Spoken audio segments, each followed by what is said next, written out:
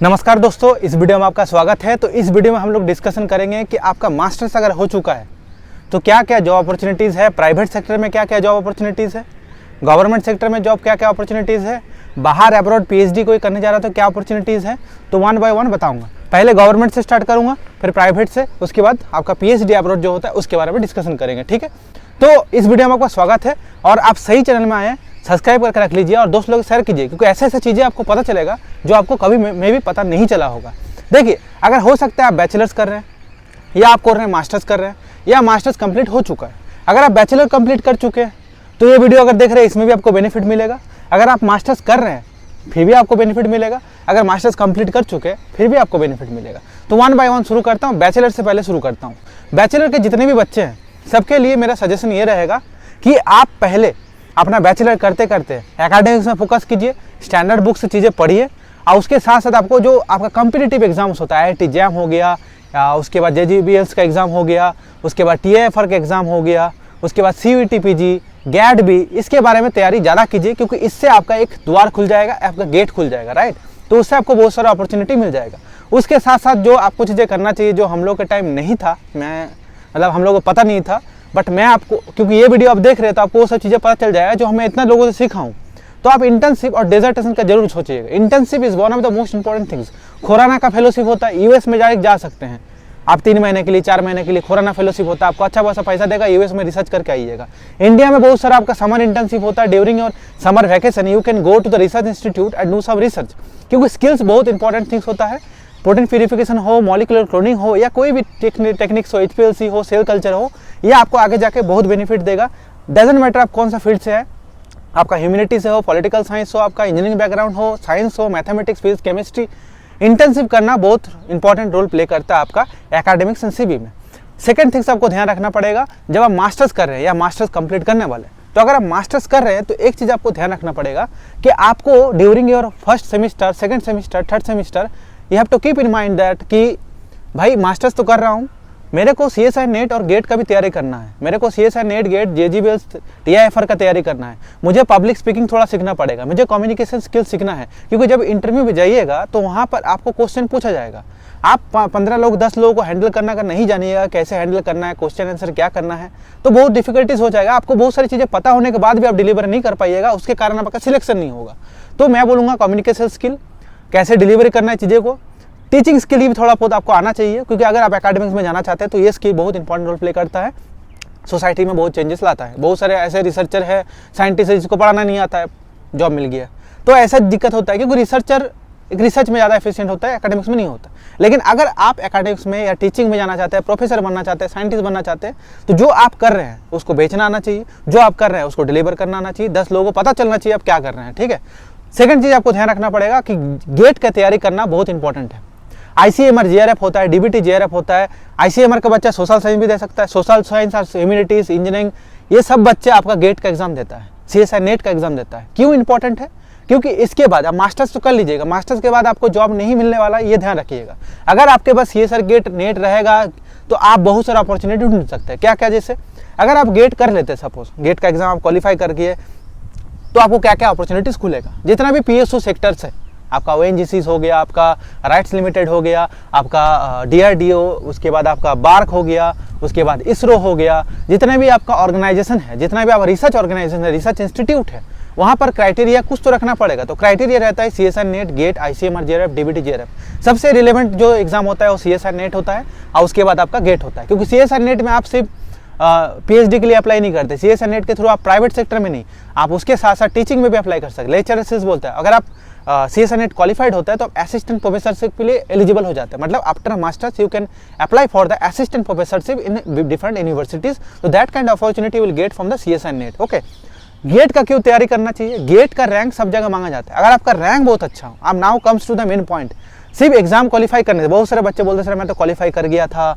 मेरा अभी भी कहीं कुछ नहीं मिल रहा है। आपको कुछ नहीं मिल रहा है, इसके कारण है, पहले तो आपको बहुत रिगरसली ढूंढते रहना है कहाँ पोजीशन निकला है, कहाँ क्या पोजीशन निकल रहा है, नहीं निकल रहा है। सेकंड चीज़ आपको ये भी ध्यान रखना पड़ेगा कि आपको पब्लिक स्पीकिंग आना चाहिए, आपको चीज़ों को डिलीवर करना आना चाहिए, सामने वाला क्या चाहता है ये आपको पता होना चाहिए। पहले से रिसर्च करके जाना पड़ेगा, कौन सा पोजीशन में जा रहा हूँ, कौन सा लैब में जा रहा हूँ, तो वो लैब के बारे में आपको पता होना चाहिए, तभी तो आप चीज़ों को अच्छे से अलाइन कर पाइएगा। सिर्फ एग्जाम क्वालिफाई कर गया हूँ, मैं अच्छा स्कोर कर लिया, मेरा मार्क्स बहुत अच्छा है, आपको आके कोई मोमेंटो पकड़ा जाएगा, जॉब पकड़ा जाएगा, ये नहीं होने वाला है। ठीक है। और अगर आप नॉर्मल बैकग्राउंड से बिलोंग करते हैं, आपका मम्मी पापा ऐसे बड़े पोजीशन में नहीं है, आपका फाइनेंस इतना अच्छा नहीं है, तो मेरा सजेशन रहेगा कि मास्टर्स करते करते भाई पढ़ा लिखा अच्छे से कर लो, रैंक बढ़िया निकल लो, टॉप रैंक हो जाओ। नहीं तो बहुत स्ट्रगल हो जाएगा ज़िंदगी में। ऐसे ही मास्टर्स बैचलर के बाद जॉब मिलना बहुत डिफिकल्ट हो गया है। अगर आप ये चीज़ नहीं कीजिएगा तो और डिफिकल्ट हो जाएगा। गेट में ऐसे तैयारी कीजिए, PYQ सॉल्व कीजिए, रिवीजन कीजिए और सब पढ़ने मत जाइए, क्योंकि सब जगह से क्वेश्चन नहीं आने वाला है। मैं बच्चे लोगों को ही समझाता हूँ, 7 साल से पढ़ा रहा हूँ बच्चे लोगों को, यही मैं समझाता हूँ कि सब कुछ पढ़ने की जरूरत नहीं। आप अगर छोटा भी एक चंक पढ़ के जाते हैं जहाँ से क्वेश्चन आता है तो आपका एग्जाम निकल जाएगा, आप टॉप रैंक हो जाइएगा। हमारे यूट्यूब में गेट का बहुत सारे लेक्चर है, आप जाकर देख सकते हैं। गेट का केमिस्ट्री, उसके बाद क्या क्या स्ट्रेटेजी होना चाहिए, सबके बारे में डिस्कस करें। तो आप गेट का जब भी आप रैंक कर देते हैं अंडर 100, अंडर 200, अंडर 300, ये भी पूछते हैं सर कितना रैंक हो जो मेरे को जॉब मिल जाएगा। 1 लाख के आसपास सैलरी मिलता है, मतलब पे लेवल 10 से आप स्टार्ट करते हैं। आप ध्यान रखिएगा, जितना आपका IPS IAS ऑफिसर का सैलरी होता है उतने से आपका स्टार्ट होगा। ठीक है, ये आपको ध्यान रखना है। तो आप CSR नेट गेट निकाल लीजिए, DRDO में साइंटिस्ट लग जाइए, नहीं तो आप बार्क में लग जाइए। बार्क में OCS आपका एग्जाम होता है, वहाँ पर आप अप्लाई कर सकते हैं और बहुत सारे लोगों को मिलता है और वहाँ पर जॉब होता है। देखिए, आपको एक जॉब चाहिए, अगर आपका फाइनेंस सही नहीं है, आपका अगर बैकग्राउंड इतना स्ट्रांग नहीं है, आप बहुत स्ट्रगल करके आ गया है, तो आपको एक जॉब, एक गवर्नमेंट सरकारी नौकरी, एक प्राइवेट जॉब जहाँ पर आपको फाइनेंस मिले, आप बहुत अच्छे जगह में जा सकते हैं। क्योंकि मैं मानता हूँ कि finance one of the important things in life, but आपके अंदर वो अंदर में जुनून भी होना चाहिए कि मैं कुछ करूँगा।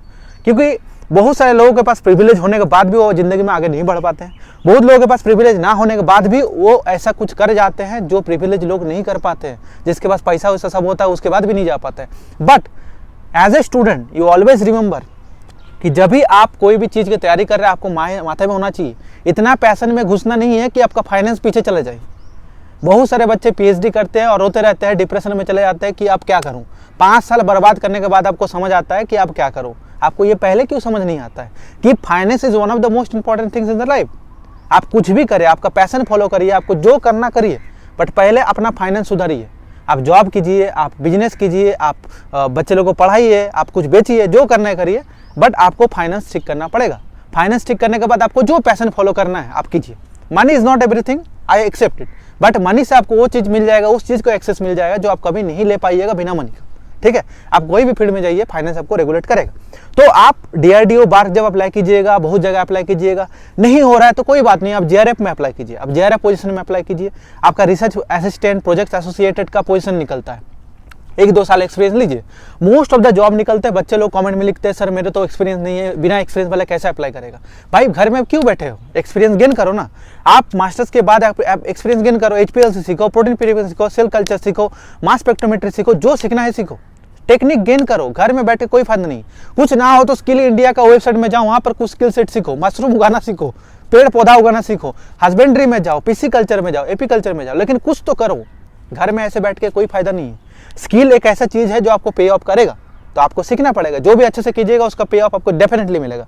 आपको ये ध्यान रखना है, छोड़ना नहीं है, गिव अप नहीं करना। ठीक है, तो आपको गवर्नमेंट सेक्टर का मैं आपको बताया, असिस्टेंट ऑफिसरशिप के अप्लाई कर सकते हैं। अगर आप CSR नेट क्वालिफाई हो गया तो आप जितने भी यूनिवर्सिटीज़ है वहाँ पर अप्लाई कर सकते हैं, जितने भी प्राइवेट यूनिवर्सिटीज़ है वहाँ जाके अप्लाई कर सकते हैं। उसके साथ साथ क्या कर सकते हैं कि जो आपका प्राइवेट सेक्टर है, स्पेसिफिकली प्राइवेट सेक्टर में भी आप जा सकते हैं। जैसे जितना भी आपका बायोटेक कंपनीज़ है, जितना आपका केमिकल कंपनीज़ है, वहाँ पर डायरेक्ट रिक्रूटमेंट होता है। मतलब आपके पास गेट है, आपके पास CSR नेट है, तो आप डायरेक्ट एप्लीकेशन डाल सकते हैं वहाँ पर। जैसे मैं आपका एग्जांपल देता हूँ, बाइकॉन हो गया, भारत लिमिटेड हो गया, यहाँ पर अप्लाई कर सकते हैं। वहाँ पर आपको डायरेक्ट जॉब मिल जाएगा आपको गेट और CSR नेट के थ्रू। उसके अलावा क्या अपॉर्चुनिटीज़ है, तो प्राइवेट की जितने भी कंपनीज है शॉर्ट लिस्ट कीजिए। मैं अपना जो इंस्टाग्राम का चैनल है वहाँ पर मैं डिस्क्रिप्शन में दे के रखा हूँ, वहाँ पर बायो में दे के रखा हूँ लिंक, वहाँ जाके आपको मिल जाएगा। तो वहाँ पर जाते आपको एक PDF मिलेगा, जिस PDF में आपको जितना भी बायोटेक कंपनीज़ है उसका आपको लिस्ट मिल जाएगा। वहाँ से आपको मिल जाएगा कौन कौन सा कंपनी है इंडिया में, बायोटेक कंपनीज़ है, प्राइवेट कंपनीज़ है। उसके बाद आप वहाँ शॉर्ट कीजिए। शॉर्ट करने के बाद आपको वहाँ पर इंटर्नशिप के अप्लाई करना है, क्योंकि डायरेक्ट जॉब अप्लाई कीजिएगा तो हो सकता है आपको जॉब ना मिले, बट अगर आप इंटर्नशिप अप्लाई कीजिएगा तो आपको इंटर्नशिप डेफिनेटली मिलने का चांस ज़्यादा होता है। Networking is one of the most important things. Networking से वो चीज़ आप अचीव कर सकते हैं जो आप पैसे से भी अचीव नहीं कर पाइएगा समटाइम। तो आपको नेटवर्किंग बनाते रहना है, क्योंकि आप अननोन इंसान को कोई भी जॉब इतना जल्दी प्रेफर नहीं करते हैं प्राइवेट सेक्टर में। आपका अगर पहले से जान पहचान होगा, कहीं आप कॉन्फ्रेंस में मिले थे, कहीं आप वर्कशॉप में मिले थे, कहीं आप जान पहचान हो गया था, पढ़ाने आया था, वहाँ से जान पहचान हो गया, तो आप वहाँ पर अप्लाई कर सकते हो। वहाँ पर जान पहचान होगा तो आपको जॉब मिलने का प्रोबेबिलिटी ज़्यादा है। और प्राइवेट में सेक्टर में ग्रोथ ज़्यादा है एज कम्पेयर टू आपका गवर्नमेंट सेक्टर। वहाँ पर आपको पे स्केल ज़्यादा मिलेगा। गवर्नमेंट सेक्टर में जॉब जो कर रहे हैं वही खुश है जो आपका ए ग्रेड ऑफिसर से, जो प्रिविलेज है थोड़ा, वही खुश है। जो आपका फाइनेंस ठीक होने से ही, आपका फैमिली ठीक होने से ही आपका रिस्क टेकिंग कैपेसिटी बढ़ जाता है, ये आपको पता होना चाहिए। तो आप वो चीज़ कर जाते हैं जो आप नहीं कर पाते विदाउट दैट, ठीक है। तो आपको प्राइवेट सेक्टर में अप्लाई करने के लिए गेट का स्कोर चाहिए, नहीं तो CSR नेट का चाहिए। नहीं जॉब मिलना, मैं मान रहा हूँ बहुत हार्ड होता है, बहुत डिफिकल्ट होता है अप्लाई करना, जॉब मिलना। आपको क्या करना है, आपको सिंपली कुछ नहीं करना है, आपको इंटर्नशिप के लिए अप्लाई करना है। आपको कॉन्फ्रेंसेस जहाँ पर बाइकॉन के लोग आ रहे हैं, जहाँ पर भारत लिमिटेड के लोग आ रहे हैं, जहाँ पर आपका डिफरेंट केमिकल कंपनी के लोग आ रहे हैं, वहाँ पर आपको वर्कशॉप में अटेंड करना है, वहाँ पर आपको इंटर्नशिप करने जाना है। उसके बाद जो लीड मिलेगा उससे आप जॉब अप्लाई कीजिए, आपको मिल जाएगा, देखिएगा, ठीक है। उसके अलावा जो बच्चे CSR नेट गेट अप्लाई नहीं कर पाया, नहीं क्वालिफाई हुआ, कोई बात नहीं। ऐसे बहुत सारे बच्चे अब्रॉड में PhD कर रहे हैं जो महीने का 1.5 लाख से लेकर 2 लाख सेविंग कर रहे हैं, और वहाँ पर बिना CSR नेट गेट का, क्योंकि बाहर जब अप्लाई करते हैं तो कोई CSR नेट गेट का जरूरत नहीं होता है।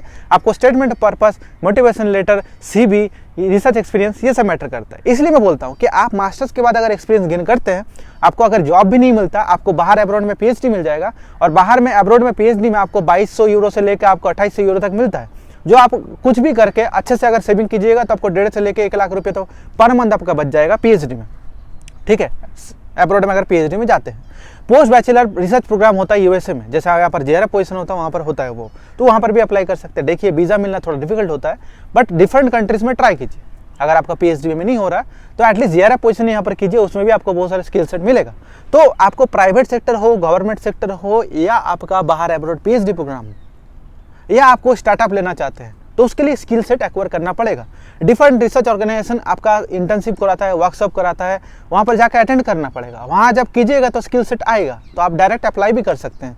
बहुत लोगों के घर में ज़मीन होता है, वहाँ उसको आप यूटिलाइज कर सकते हैं। आप साइंटिफिक जो नॉलेज गेन कर रहे हैं उसको आप डायरेक्ट ट्रांसलेट कर सकते हैं। इससे अच्छा और क्या हो सकता है, इससे अच्छा और कुछ नहीं हो सकता। आपका रिस्क टेकिंग कैपेसिटी होना चाहिए। ऐसे नहीं कि मेरे 4 बैचमेट था, वो लोग बहुत बड़ा बड़ा कंपनी में जॉब कर रहे, तो मेरे को भी वही करना है।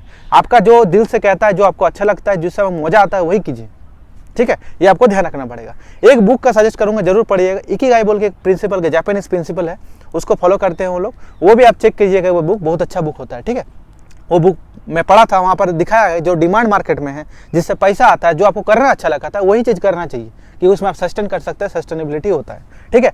तो मैं रेगुलर इंस्टाग्राम में जितना भी नोटिफिकेशन है प्राइवेट कंपनी जॉब का, उसका मैं वीडियो डालते रहता हूँ। अगर आप अभी तक फॉलो नहीं करें लिंक्डइन में मेरे को और इंस्टाग्राम में, तो आप जरूर फॉलो कीजिए। और अभी तक मेरा इस चैनल को सब्सक्राइब अगर नहीं किया, अगर बेनिफिट जरूर मिल रहा है आपको, तो सब्सक्राइब करके रखिए, शेयर कीजिए, इंस्टाग्राम के फॉलो करके रखिए, लिंक्डइन में, क्योंकि मैं रेगुलर वहाँ पर पोस्ट करता हूँ, नोटिफिकेशन देता हूँ, जितना भी गवर्नमेंट एग्जाम का, प्राइवेट सेक्टर का, और आपका जितना भी अब्रॉड PhD प्रोग्राम होता है, पोस्ट डॉक होता है, ठीक है। तो इसके बारे में और डिस्कशन करेंगे। अगर आप चाहते हैं तो कमेंट में कमेंट कर दीजिए कि हाँ भाई जॉब के रिगार्डिंग और वीडियो चाहिए, PhD के रिगार्डिंग और वीडियो चाहिए। तो जितना भी चीज़ें मैं सीखा हूँ, जितना भी मेरे स्कॉलर्स है, PhD स्कॉलर्स है, कॉर्पोरेट वाले हैं, JNU में जितने लोगों से मैं मिला हूँ, जितने सारी चीज़ें सीखा हूँ, मैं आपको जरूर इस वीडियो में बताऊंगा। लेकिन उसके लिए आपको एक काम करना पड़ेगा छोटा सा, आप कमेंट में कमेंट करना पड़ेगा और लाइक जरूर कीजिएगा अगर अच्छा लगे तो, ठीक है। प्रेम पूर्वक आदर पूर्वक दिल से बहुत बहुत धन्यवाद। फिर दूसरे वीडियो में मिलते हैं।